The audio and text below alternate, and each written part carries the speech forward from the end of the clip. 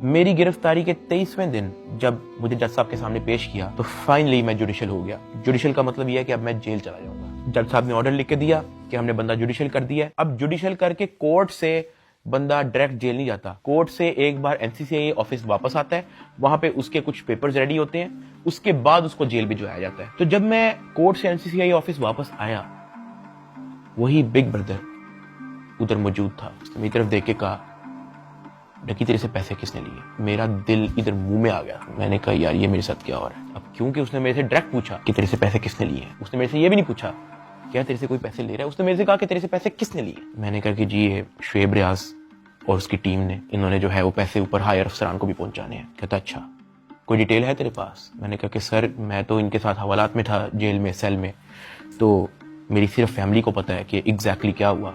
Family 5-10 minute के लिए मेरे से मिली थी, लेकिन उन्होंने मुझे बहुत छोटा छोटा मोटा मोटा बताया, ज्यादा डिटेल का मुझे नहीं पता। तो फिर उसने पूछा कि कितने पैसे लिए हैं। मैंने कहा जी 60 लाख रुपए लिए। वो भी मेरी वाइफ को नामजद करने का कह रहे थे कि जो मेरी बीवी को अरेस्ट कर लेंगे, अगर आप चाहते हैं कि हम आपकी वाइफ को अरेस्ट ना करें तो ये 60 लाख रुपया पहुंचाएं। तो वो हमें 60 लाख रुपया उसका हमने दिया। उसने कहा ठीक है तू जेल जा, लेकिन उससे पहले कहीं से कॉल करवा और अपनी फैमिली को कह कि तेरा एक दोस्त मिलने आ रहा है, उससे मिलने। मैंने कहा ठीक है।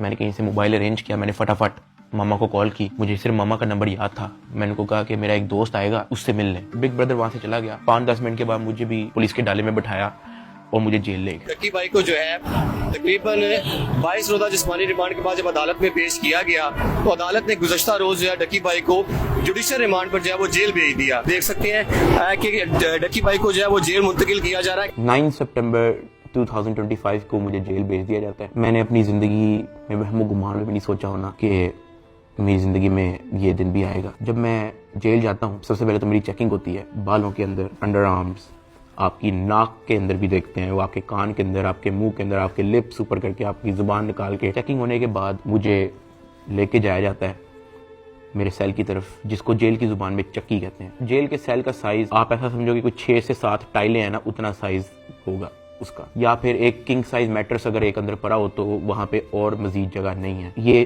जेल के सेल का साइज होता है। कॉर्नर पे जो है वॉशरूम लगा होता है जो कवर्ड नहीं होता। उसके आगे एक छोटी सी दीवार लगी होती है, यानी कि अगर आप खड़े हुए हो तो बाहर से देखने वाला बंदा आपको नंगा देखेगा, लेकिन अगर आप वॉशरूम करने के लिए बैठे हो तो आपके चेस्ट से ऊपर ऊपर जो है आप विजिबल होगे, नीचे आप कवर्ड होगे। इस हद तक बस दीवार होती है वहां पे। उसी के ऊपर जो है वो एक टूटी लगी होती है पानी की। मैं जब अपने सेल में आता हूँ तो शाम हो जाती है, मुझे सेल में लाते ही लॉक कर दिया जाता है, क्योंकि मेरा नया नया एक्सपीरियंस होता है। मुझे नहीं समझ आ रही होती है कि मैं कहाँ पे आ गया हूँ। मैं इधर उधर देखता हूँ, परेशान हो जाता हूँ कि ये क्या हो रहा है मेरी जिंदगी में। बहुत ऊंचा पंखा लगा होता है जहाँ से मुझे आइडिया होता है कि कोई चाह के भी खुदकुशी नहीं कर सकता। अंधेरा हो जाता है, मुझे कुछ समझ नहीं आ रही होती कि मैंने क्या करना है। खैर मैं दीवार के साथ लग के बैठ जाता हूँ बिल्कुल ऐसे ही, और सोचता रहता हूँ कि ये मेरी जिंदगी कहाँ से कहाँ आ गई है। मैं अपने सेल से बाहर देखता हूँ तो 1.5 लीटर की बोतल पड़ी होती है, उसके ऊपर कैप भी लगा होता है। मेरा हाथ तो वहां तक नहीं पहुंचता, लेकिन कोई 15-20 मिनट के अंदर एक इंचार्ज जो है वो वहां से गुजर रहा होता है। मैं उसको आवाज देता हूँ कि सर, वो मेरी बात सुनते हैं, हाँ जी। मैं उनको कहता हूँ कि सर वो सामने 1.5 लीटर की बोतल पड़ी है, वो काइंडली मुझे पकड़ा दें। मुझे बोतल पकड़ा देता है। वॉशरूम से मैं वो 1.5 लीटर की बोतल के अंदर पानी भरता हूँ, उसका कैप बंद करता हूँ। सितंबर का टाइम होता है, शदीद गर्मी होती है, इतनी गर्मी कि आप कूलर के बगैर नहीं रह सकते। मैं अपनी कमीज उतारता हूँ, बॉटल को अपनी शर्ट के अंदर डाल के ऐसे उसको मैं लपेटता हूँ, अपने सर के नीचे रख के मैं लेट जाता हूँ।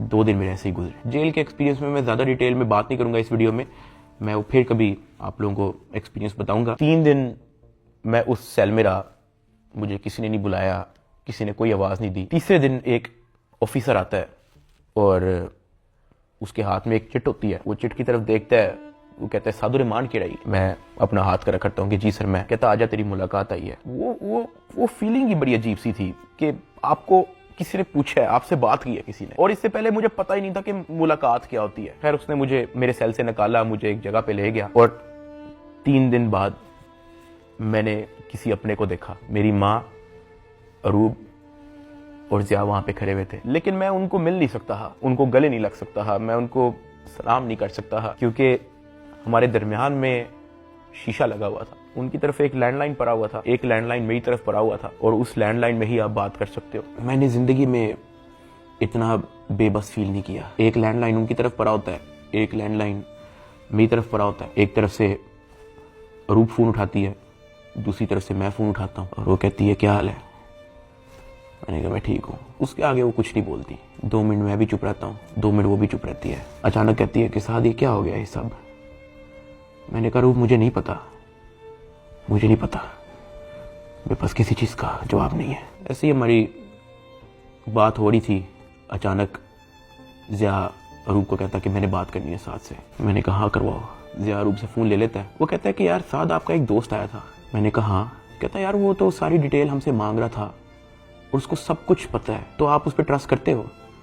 मैंने कहा ज़िया देखो मैं उसको नहीं जानता हूँ पर्सनली, लेकिन फॉर सम रीज़न उसको पता था। मैंने उसको नहीं बताया, उसने मेरे से खुद कहा कि तेरे से पैसे किसने लिए, और उसने मुझे कहा था कि मुझे डिटेल चाहिए। तो ज़िया कहता कि हाँ वो हमारे पास आया था, एक कागज़ पे सारा मेरा वो लिख के गया है कि कहाँ कहाँ पे कैसे कैसे पैसे पहुँचाए, किसने दिए, किस बैंक से निकलवाए, वो सारा नोट डाउन करके गया है। मैंने कहा कि देखो ज़िया इस वक्त ना हमें नहीं पता कि हमने किस पे ट्रस्ट करना है, किस पे नहीं करना। हमने जिसको भी अप्रोच किया है सब ने मदद करने से इनकार कर दिया है। जिन्होंने कोशिश की है वो भी कोई मसला कोई बेहतरी की तरफ नहीं आया। मेरे पास कोई ऑप्शन नहीं है, सुन लेते हैं हम एक बार इस बंदे की बात। ज़िया ने कहा ठीक है। जब ज़िया ने मुझे ये बात बोली तो मुझे आइडिया हो गया कि वही जिनका नाम हमने अभी बिग ब्रदर रखा था वो मेरी फैमिली से मुलाकात कर चुका है। खैर ज़िया से बात होने के बाद ज़िया ने फ़ोन मामा को दे दिया।